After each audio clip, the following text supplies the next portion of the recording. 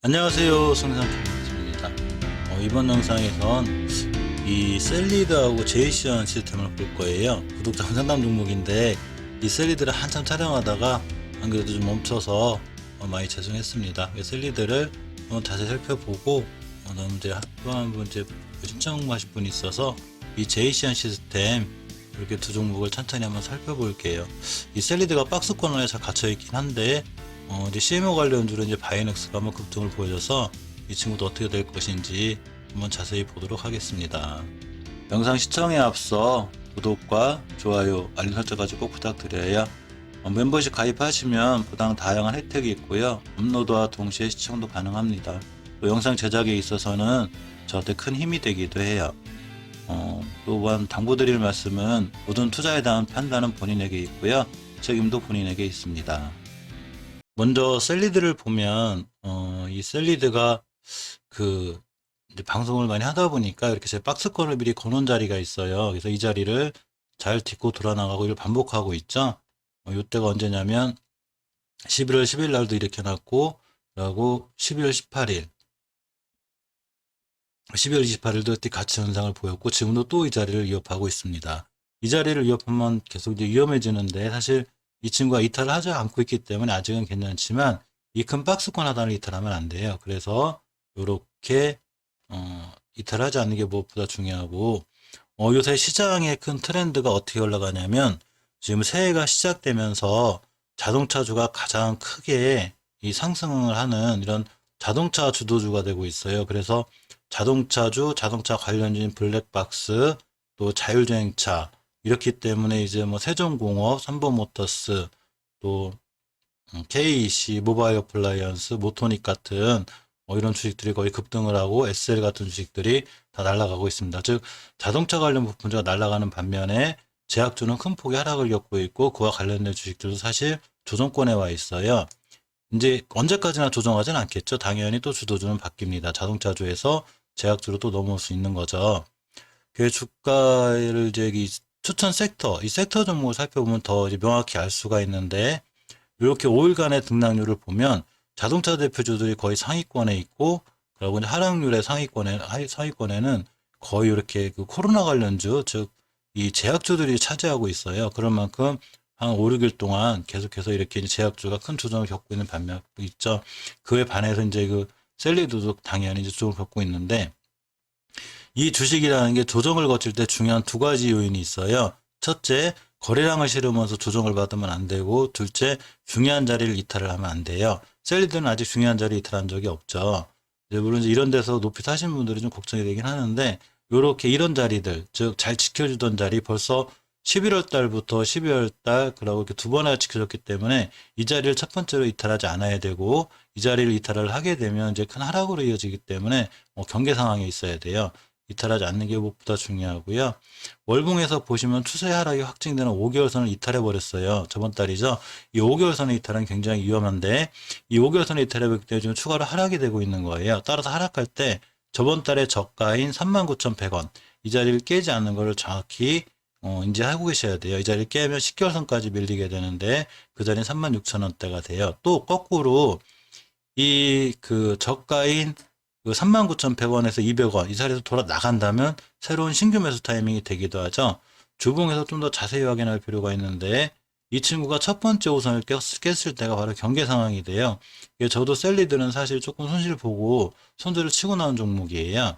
일봉에서 이제 사실 그 이럴 때 매수를 해서 여기서 이제 매도를 못했어요. 더 날아갈까 못했는데, 그래놓고 다시 음봉으로 갭을 띄워놓고 떨어졌기 때문에 손절을 때렸는데, 결과적으로는 어쨌건 잘 피해는 나왔지만 손실은 입었습니다. 주봉에서 첫 번째 오주선을 깰 때가 굉장히 위험했는데, 첫 번째 오주선, 즉 제가 항상 말씀드렸듯이 오주선의 이탈은 첫 번째 하락 경계가 돼요. 떨어졌는데 천만 다행인 거는 이 친구가 황금주선까지 깨긴 했지만 이렇게 저점을 잘 지키고 있다는 거, 이게 굉장히 좋은 지표예요. 따라서 이 자리만 잘 지켜준다면 이 친구는 이 자리 근처에서 신규 매수 타이밍이 되고, 여기서 바로 양봉으로 돌아 나가줘야지만이 추가 하락이 확정이 안 돼요. 이 현상을 일봉으로 갖고 올 수가 있는데, 일봉에서 보시면 제가 거놨죠. 지금 벌써 12월 달부터 이게 두 번 정도 지켜준 이 저가들, 이 자리를 이탈하지 않았다는 얘기는 누군가가 여기서 잘 지켜주고 있다는 것도 상상이 돼요. 이 자리 이탈하게 되면 안 지켜준다는 얘기니까 추가를 하게 되겠죠. 그리고 또 이렇게 주식이 박스권에 갇혀 있는 동안 거래량에 큰 변화가 없다는 거는 크게 급락하거나 이럴 위험성은 없어요. 근데 이제 제약주가 돌발 악재가 있어서 좀 무섭긴 한데 어쨌거나 그렇게 특별한 케이스가 아니라면 이 저점을 이탈하지 않는 게 중요하고 셀리들은 말 그대로 엄청 큰 박스권 여기 갇혀 있는 거예요. 이렇게가 됩니다. 이렇게.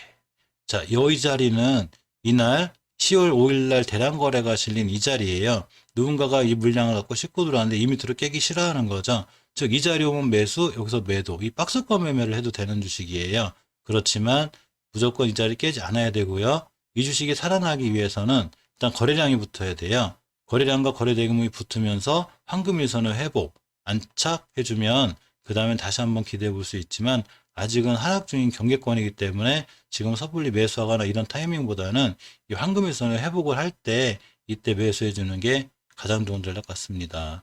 이 셀리드를 꽤 오랫동안 영상을 찍었다가 죄송해요. 제가 이제 약간 손절을 치고 나오다 보니까 며칠 신경을 못 썼는데 크게 하락이나 이런 위험 징조가 아니고 이 박스권에 갇힌 횡보 속에 있기 때문에 이제 위험하진 않지만 아무리 위험해 보이지 않아도 주식은 깰 자리를 깨면 안 된다는 거, 지킬 자리는 반드시 꼭 지켜야 된다는 걸 명심하고요. 여기까지 밀렸다 돌아 나갈 때 이때는 조금 이제 그나마 박스권 안 깨는구나 하고 생각하시는 게 가장 올바른 대응 방법 같습니다. 다음은 제이시안 시스템을 볼게요. 제이시안 시스템을 보면 이 친구 월봉에서 참 좋은 지표가 하나 있어요. 이 월봉에서 중요한 변곡점 자리를 뚫어놓으면 굉장히 큰 상승이 또 예상이 되기도 해요. 이 친구가 이때 9월 달에 대량 거래가 터지면서 이 중요한 변곡점을 계속 못 뚫었었어요. 즉 9월 달에도 못 뚫고 10월 달에도 못 뚫고 11월 달에도 못 뚫었고 12월 달에는 딱 붙여놨어요. 근데 여기를 1월 달에 출발 선상이 저기였고 저기 위에서 놀고 있습니다. 굉장히 좋은 지표 중에 하나죠. 자, 지금 이제 월봉 이제 고점에 대한 부담들이 좀 있는 거고요. 이 월봉 고점에 대한 부담들 때문에 일봉에서 꼬리는 달 거예요. 주봉의 추세를 보시면 그 월봉에서 알 수 있듯이 우상향이 엄청 잘 유지되고 있는 거예요. 이렇게 쭉 있습니다. 그러고 엄청나게 급등을 해서 그 상승 추세를 유지한 게 아니기 때문에 이 주봉의 이평선들이 다 붙어 있어요. 그러니까 주봉의 이격이 모여 있다는 얘기는 언제든지 급상승할 수 있는 이런 여건이 돼요. 그래서 10주선까지 밀려도 이 친구는 조정권이라고 가볍게 봐도 될 정도로 추세는 굉장히 잘 살아 있어요. 이 주봉에 중요한 변곡점 하나가 있는데 이 자리예요. 이 자리가 딱 이 중요한 변곡점이에요. 이렇게 이 자리를 갖다가 저번 주에 가만히 보시면 딱 갔다 왔습니다. 자, 이 친구를 이제 일봉에서 월봉에서는 현 주가의 위치를 봐요. 현재 주가의 위치가 높은지 낮은지, 즉 월봉에서 이 주식이 이런 자리에 있다면 월봉에서 낮은 위치에 있구라는 게 되고 이런 자리에 있다면 월봉에서 높은 위치, 현 주가의 위치는 높고 낮고 이런 건 월봉에서 판단을 하고 주봉에서는 이 주식이 추세를 깰 것인지 안 깰 것인지 잘 유지를 하고 있는지 중기로 봤을 때 가장 중요한 지표가 돼요. 일본 그런 걸 판단으로다가 매수 타이밍이라는 걸 잡게 되는데 바로 이렇게 잔잔하던 거래량 이렇게 이때는 이제 당연히 거래량이 실려서 이쪽 올라갔지만 당연히 올라간 폭만큼 가격 조정이었고 기간 조정 있는 와중에 거래량이 거의 전무했죠. 아주 12월 달 이때는 아예 거의 초토화될 정도로 거래량이 없었는데 이 거래량보다 평균 거래량이 12월 말부터 들어오고 있어요. 누군가 물량이 들어오고 있습니다. 자, 이렇게 들어왔을 때 이 앞에 있는 모든 거래량을 잡아먹는 첫 번째 대량 거래가 터졌을 때 주목해야 될 필요가 있는데 그게 바로 금요일이었어요. 자, 금요일 날 이 거래량이 터지면서 중요한 지표 하나가 생겼는데 이렇게 보시면 그동안 못 뚫어놓은 이 변곡점의 자리가 있어요. 이 친구 이 자리 깔끔하게 지금 뚫어놓은 거예요. 자, 그러면 이 친구는 다시는 이 밑으로 내려오지 않는 게 중요해요. 이 밑으로만 내려오지 않으면 이 친구는 이 자리에서 신규 매수 타이밍이 되고 여기서 다시 한번 크게 상승할 수 있는 이런 여건이 되는데 이 꼬리가 달린 이유는 바로 9,000원대 호가창이 10,000원으로 바뀌게 되면 10,000원에서는 상승폭이 틀려져요. 호가창이 크게 변하고 프로테이지가 빠르게 바뀝니다. 그리고 또 하나 그거는 이때 10월 달에 고점이기도 하죠. 당연히 고점 맞고 떨어지니 고점에 대한 매물대에 대한 부담이 있는 거예요. 즉, 이 고점을 맞고 떨어지면 조정을 거치면 어쨌든 세게 들어올 때는 다시 박스권 하나에 갇히기도 해요. 그렇기 때문에 반드시 경계하셔야 될 거는 첫 번째 지지선인 이 가격. 그러니까 그 8일의 저가가 돼요. 9,150원. 이 자리를 절대로 이탈하지 않아야 되고요. 주봉에서 추세가 잘 살아있고 월봉에서도 9,150원이 갖는 의미는 바로 이렇게 월봉에 중요한 변곡점이 있는데 이 자리를 다 뚫어놓은 그 가격이 되기 때문에 절대 이 밑으로 떨어지지 않으면 다시 한번 크게 상승할 수 있어요. 일봉에서 보시면 바로 그 자리가 이 자리가 되죠. 요렇게. 차트를 하는 게 이렇게 딱딱딱 맞아 떨어지고 해석이 분명해져요. 그러니까 그 저 주식이 올라갈지 떨어질지 우리는 모르죠. 뭐 이게 다음날 오를 상한가 갈지 아닐지 모릅니다. 하지만 가장 좋은 방법은 깨지 않아야 될 자리는 절대로 깨면 안 된다는 거. 깨면 다시 이 큰 박스권 안으로 들어오게 되고 다시 한번 또 밑으로 올라왔다 내렸다 이런 과정을 거치게 돼요. 근데 이 주식이 좋아질 수 있다는 좀 이렇게 함부로 예상할 수 있는 가장 큰 지표는 바로 거래량이에요. 이 12월 달에 그 아주 지지부진했던 거래량이 12월 말부터 들어오고 있다가 드디어 3일 전부터 좀 늘어나서 마지막 그 1월 8일 날 앞에 걸 돌파하는 모든 거래량이 터졌죠. 이 터진 거래량이 490만 주. 요때 한 30만 주 이렇게 이거가 이런 거에 비해서 5배, 6배, 7배가 터진 거예요. 터졌는데 매물대 맞고 떨어졌죠. 떨어졌지만 바로 저 음봉은 크게 기분 나쁘지 않고 이 자리, 즉 이 선만 잘 지켜주면 다시 한번 상승할 수 있는 좋은 기회가 되기 때문에 요거 딛고 돌아 나갈 땐 신규 매수 타이밍이 되고요. 오히려 깨면 손절했다가 다시 한번 이 박스권에서의 변화를 보고 대응하시는 게 가장 정확한 방법 같습니다. 자, 이상 셀리드하고 제이션 시스템을 하나 봤고요.